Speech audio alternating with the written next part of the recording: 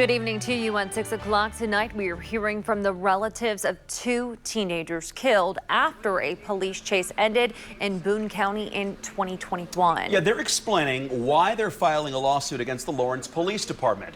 The child behind the wheel was only 14 years old. The car they were in slammed head-on into a tree. What started as a joyride in Lawrence in the early morning hours of September 3rd, 2021, ended in a tragic, deadly crash along State Road 32 in Boone County. The car carrying 6 teenagers slammed head-on into a tree. Gregory Parks and Monique Nelson lost their son Nazir in the crash. He was driving, even though at 14 he did not have a license. What it took to get to this point, it took a lot of pain and just knowing that determination that I can't stop until I have justice for Nazir and the kids that was in the car. The attorneys for the parents of Nazir Parks and 13-year-old Kamila Young, who were both killed in the crash, has filed a federal lawsuit against the city of Lawrence, the Lawrence Police Department, and 3 officers who chased the car Nazir was driving. Information was obtained that made it crystal clear that these officers had failed at their duties and what a reasonable person would do under similar circumstances. And they also failed to follow their own procedures and protocols. The complaint states the car did not have its headlights or taillights on when Lawrence officers spotted it. A run of the plates revealed they were expired. When police activated the lights and sirens and tried to pull over the car Nazir was driving, it did not stop. The Lawrence officers began chasing the car carrying the teens. We're not talking about a mile pursuit.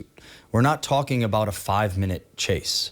We're talking about over 30 miles, 3 different counties, commands to stop the pursuit. Court papers say speeds reached upwards of 90 miles per hour, and the chase spanned from Midhofer and Pendleton Pike in Lawrence to I-65 through Indianapolis, briefly into Hendricks County, and ended near Whitestown in Boone County.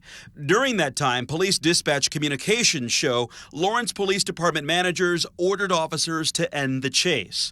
The attorney for the families says the pursuing officers turned off their flashing lights and sirens, but still sped and followed the teen's car. The facts that we're concerned with is what did the police know when they chose to engage in this pursuit?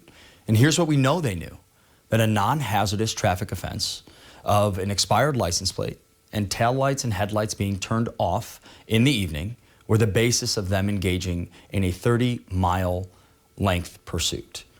It's beyond unreasonable. At this time, Janiyah Young, who lost her sister Kamila in the crash and was also severely hurt herself, called 911 to tell dispatchers they were being chased, but feared the pursuing officers would shoot them. Talking to him now, said something about friends refusing to pull over, afraid someone's going to shoot them or something like that. Her father is also a plaintiff in this federal civil suit. Hurts me every day, kills me every day, on my mind every day. I want those cops off the street, because they're not good cops. All cops ain't bad cops. 48 hours after his son's death, Gregory Parks had his son's name tattooed on his cheek. I wanted to be basically, you see me, you see him, but at the same time, I wish I could have took half of my face if I had the strength and put his face on there.